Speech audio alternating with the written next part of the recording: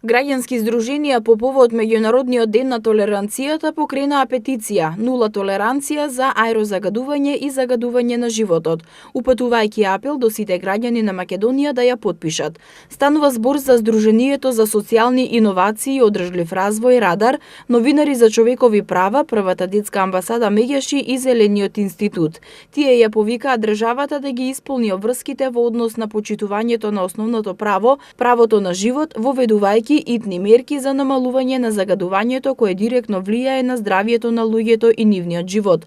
Од буџетот на владата за 2019 година се издвоени 21,5 милиони евра, односно 0,6% за намалување на аерозагадувањето.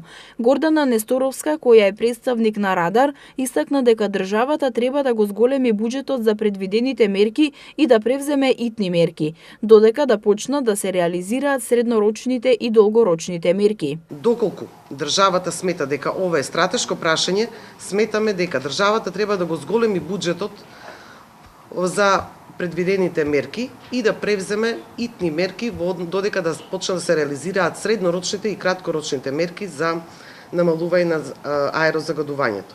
Воедно бараме владата да биде транспарентна во своето работење и барем еднаш неделно да ги информира граѓаните што е тоа што конкретно превзема за намалување на загадувањето и активирање нормално на целокупното население во борба против аерозагадувањето, меѓутоа и искористување на расположливите капацитети кои што постојат на територија на Република Македонија, активирање на инспекторите, активирање на целото она знаење што се наоѓа и во бизнис секторот. Како итни мерки за намалување на загадувањето, Несторовска ги предложи да се субвенционира меѓуградскиот автобуски превоз, да се воведе бесплатен автобуски превоз за сите граѓани во текот на наредните 3 месеци, воведување на 24-часовен зајак над инспекциски надзор, опремување на инспекциските служби со соодветна опрема и итна детекција на загадувачите.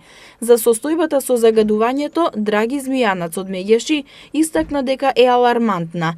Тие, како што рече, биле принудени да достават потресно писмо до сите членови на Комитетот за правата на детето, барајќи од нив да поднесат конкретни мерки и препораки до Република Македонија.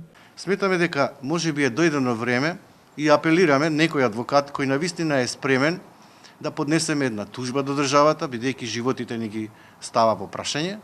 Ако ги исцрпиме сите инструменти во Република Македонија со судството и најдеме конечна разрешница, ќе бидеме задоволни. Ако не, се надевам со помош на адвокатот, кој се надевам дека ќе ни се јави и дека волонтерски ќе не застапува, ќе поднесеме тужба до Страсбург, до Меѓународниот суд за човекови права.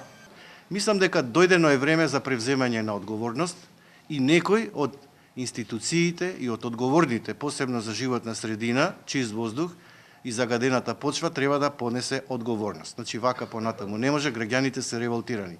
Тоа што на протестите гледате мал број на луѓе, не значи дека граѓаните не го чувствуваат тоа во своето здравје. Имено знаете дека секој второ дете пати од респираторни проблеми и дека во Скопје, Куманово, Тетово, Битола и Кавадарци, да не ги набројувам, едноставно не може да се дише. Представничката од Зелениот институт Наташа Амдиу предложи да се зголеми бројот на автобуските линии, особено во некои точки каде што сега не постојат, констатирајќи дека од тие причини многу граѓани користат автомобили. Здруженијата упатуваат апели до сите граѓани да внимаваат на загревањето на домовите, да не ги користат често автомобилите и да не создаваат депонии.